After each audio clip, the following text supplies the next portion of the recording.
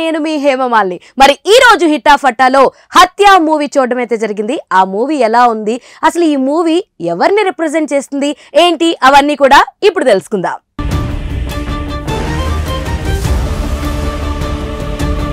So హత్య.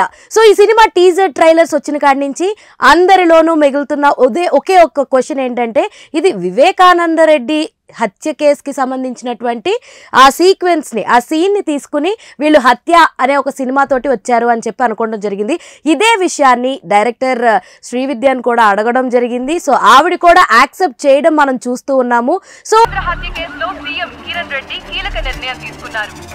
మొదటి ఎస్ఐడిని తొలగించి కేసుని రెండవ ఎస్ఐడికి ఏంటంటే ఆ కేసుకి సంబంధించి ఏ పార్టీని కూడా ఎంకరేజ్ చేస్తున్నట్టుగా కాకుండా ఆ పార్టీకి సంబంధించి ఎవరి గురించి ఏమి కూడా ఈ సినిమాలో తను రిప్రజెంట్ చేయకుండా ఓన్లీ ఆ మర్డర్ మిస్టరీ, ఆ కేసు, ఆ మర్డర్ ఎలా జరిగింది, సో దానికి ఎవరు కారకులై ఉండొచ్చు, ఇవన్నీ కూడా ఓపెన్ అప్గా కాకుండా సో ఒక క్లోజర్ ఇవ్వకుండా ఒక ఎండింగ్ లాంటిది ఇచ్చానంటూ ఆమె చాలా ప్రెస్ మీట్స్లో అయితే ఒప్పుకోవడం జరిగింది. అయితే మెయిన్ కాస్టింగ్ విషయం చూసుకుంటే కనుక సో ఇందులో రవివర్మ గారు మెయిన్ లీడ్, వివేకానంద గారి లైక్ క్యారెక్టర్ని ఆయన ప్లే చేయడం మనం చూస్తున్నాం.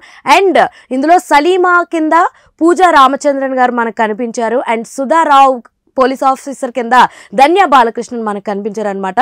వీళ్ళ ముగ్గురు మనకి తెలిసిన కాస్తో కోస్తో తెలిసిన కాస్టింగ్. మర్డర్ ముందు రోజు ధర్మేంద్ర రెడ్డి ఎవరెవరిని కలిశారు, ఏం చేశారు, ఇంకా రిమైనింగ్ వాళ్ళందరూ కూడా చిన్న చిన్న క్యారెక్టర్స్ చేస్తున్న వాళ్ళే మనం చూస్తూ ఉన్నాం. సో అయితే సినిమా విషయానికి వచ్చేస్తే సో చాలా బాగా టేకప్ చేశారని చెప్పొచ్చు శ్రీవిద్య ఎవరైతే ఉన్నారో డైరెక్టరు. సో చాలా అంటే చాలా చాలా బ్రిలియంట్ పర్ఫార్మెన్స్ అయితే ఆమె ఇచ్చిందని చెప్పొచ్చు. అయితే ఈ సినిమా మనం చూస్తున్నంతసేపు కూడా సో ఫస్ట్ ఆఫ్ అంతా కూడా అరే ఈ ఒక హత్య జరిగింది, సో దానికి సంబంధించి కొంతమందిని A1 A2 అక్యూజ్డ్ కింద తీసుకుని ఇన్వెస్టిగేషన్ చేస్తూ ఉంటారు. అయితే ఏది కూడా ప్రాపర్గా డీటెయిలింగ్ ఇవ్వకుండా సో కొంతమంది వాళ్ళ చుట్టూరు ఉన్నటువంటి ప్రజలు ఎవరైతే ఉంటారో సో వాళ్ళందరూ చెప్పడం వల్ల ఈ హత్య ఎవరో హత్య చేస్తే దాన్ని గుండెపోటు వచ్చి వామిటింగ్, రక్త వాంతులు కక్కుని చనిపోయారు అన్నట్టుగా ఒక డీటెయిల్ ఫ్రేమింగ్ని చేస్తూ చెప్పండి. అక్కడున్న ఏ ఒక్కరికి కూడా ఇది మర్డర్ అయ్యుండొచ్చేమో అని ఒక చిన్న డౌట్ కూడా రాలేదా? సో లైక్ స్పాట్లో ఏదైతే ఉంటుందో మర్డర్ స్పాట్లో ఆ క్లూస్ ఇచ్చేదంతా కూడా వాళ్ళు క్లీనప్ చేసేసి ఇలాంటి ఒక ప్యాటర్న్ మనకి చూపిస్తూ ఉంటారు. అయితే ఇక్కడ కొన్ని పేర్లు కూడా మనం చెప్తూ ఉండాలి. సో వివేకానంద రెడ్డి గారి పేరు మార్చడం జరిగింది ధర్మేందర్ రెడ్డి అని చెప్పేసి, అలాగే జగన్ గారి పేరుని కిరణ్గా మార్చడం జరిగింది. అలాగే వివేక్ గారి డాక్టర్ సునీత ఎవరైతే ఉన్నారో డాటరు, ఆమె పేరు కవితమ్మగా మార్చడం జరిగింది. వాళ్ళ హస్బెండ్ది కూడా ఇంకో రమారెడ్డి అలా మార్చడం జరిగింది.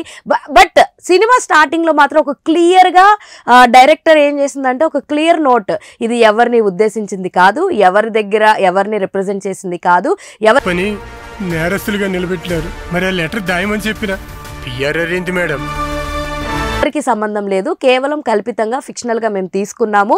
సో ఇందులో ఏదైనా ఇన్సిడెంట్స్ కానీ ఏదైనా సేమ్ దానిలాగానే ఉంది అని అనుకుంటే మాత్రం ఇట్స్ జస్ట్ ఏ కోఇన్సిడెన్స్ అని చాలా తెలివిగా ఒక నోట్ అయితే వేయడం జరిగింది. ఇంకొకటి పులివెందులని ఇలివెందుల అని పేరు మార్చడం కూడా జరిగింది. సో ఎవరికైతే ఈ పర్టికులర్గా ఈ స్టోరీ ఏం జరిగింది, ఎలా జరిగింది, ఇవన్నీ తెలిసిన వాళ్ళు ఉంటారు చూసారా, డెఫినెట్లీ వాళ్ళకి చూస్తున్నంతసేపు ఏంటి ఈ కథ, ఏంటి ఈ మార్పులేంటి, ఈ పేర్లు మార్చడాలేంటి అన్న ఫీలింగ్ అయితే ఖచ్చితంగా వస్తుంది. వెంకటేష్ చిన్నపిల్లాడు, ఆయనకి ఇంకా టైం ఉండాలి. వెంకటేష్ రెడ్డి సార్ పిఎస్ఆర్ సార్తో కలిసి కొంతమంది వచ్చినారు మేడం. అయితే సినిమా ప్రకారం చూసుకుంటే కనుక శ్రీవిద్య ఫెంటాస్టిక్ జాబ్ అని చెప్పొచ్చు.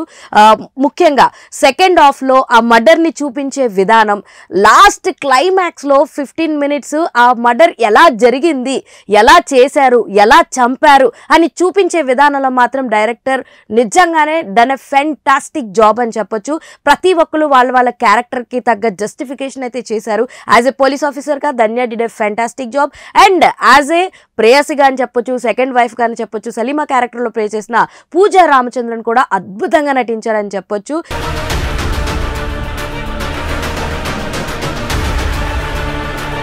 సో వాళ్ళ లవ్ స్టోరీ కూడా చాలా క్యూట్గా చూపించారు.